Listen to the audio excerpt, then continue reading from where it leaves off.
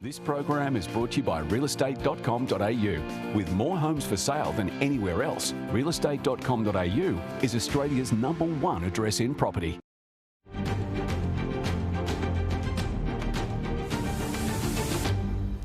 Welcome back. There are 2,651 auctions scheduled this week. That's up 29% when compared to the same week last year. New South Wales will hold 962 auctions, with 850 in Sydney. Victoria will hold 1,150 auctions, virtually all of them in Melbourne. Queensland will hold 321 auctions, with about half of them in Brisbane. South Australia will hold 128 auctions, with most of them in Adelaide. Western Australia, Tasmania and the NT will hold 21 auctions between them, and the ACT will hold 69 auctions. Taking a look at the most viewed properties going to auction this weekend. New South Wales' top property is 12 Cairnsdale Street, Blacktown. This 10-bedder is currently being leased for $2,000 a week. It's got 4 bathrooms, 2 kitchens. Asking price is $880,000. In Victoria, the top property is 7A Charlton Street, Bentley. This 3-bedroom townhouse has 2 bathrooms and a double lock-up garage. It's located on a cul-de-sac near a park. Asking price is up to $975,000. The top property in Queensland is 60 Brisbane Avenue, Camp Hill. This large 5-bedder has 4 bathrooms, 3 parking spots and a pool in the backyard.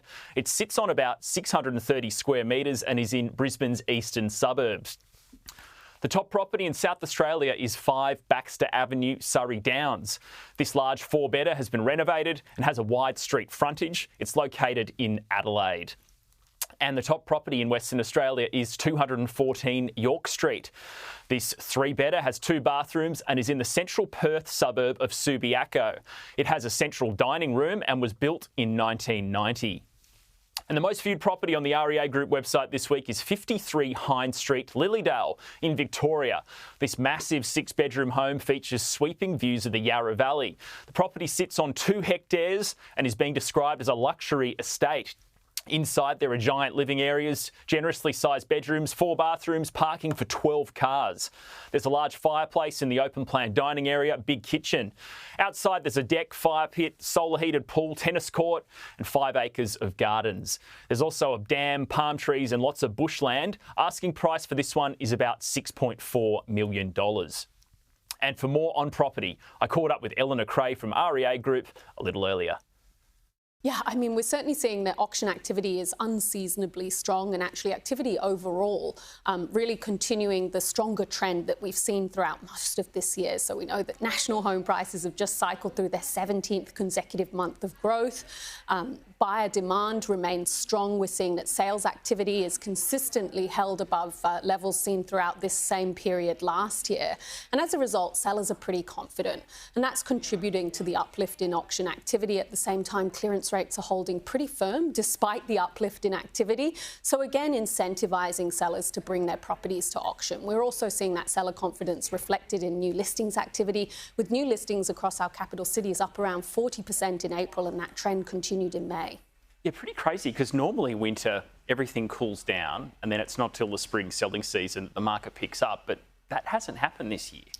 Yeah, I mean, we've certainly seen that conditions have cooled since that stronger period we were seeing throughout the summer selling season. Sure. So we know that January, February, March this year really resumed with a much stronger pace of activity than we were seeing into the close of last year, and a much stronger pace of home price growth as well. We have seen that pace has eased off a little, and sales volumes have also eased off a little, but still activity substantially higher than this period last year and unseasonably strong. We do typically see that June and July are those quieter winter months, but we're certainly seeing that activity in June so far has remained robust, reflective of that strength in both seller and buyer confidence. Now, PropTrack has a report out today. Let's put up the first chart, basically showing national property prices since May 2022, when the RBA first began lifting rates. What we can see, national property prices up pretty strongly. Median price of a home now about $784,000 across the country. Looks like, despite 13 rate increases, things are going pretty well.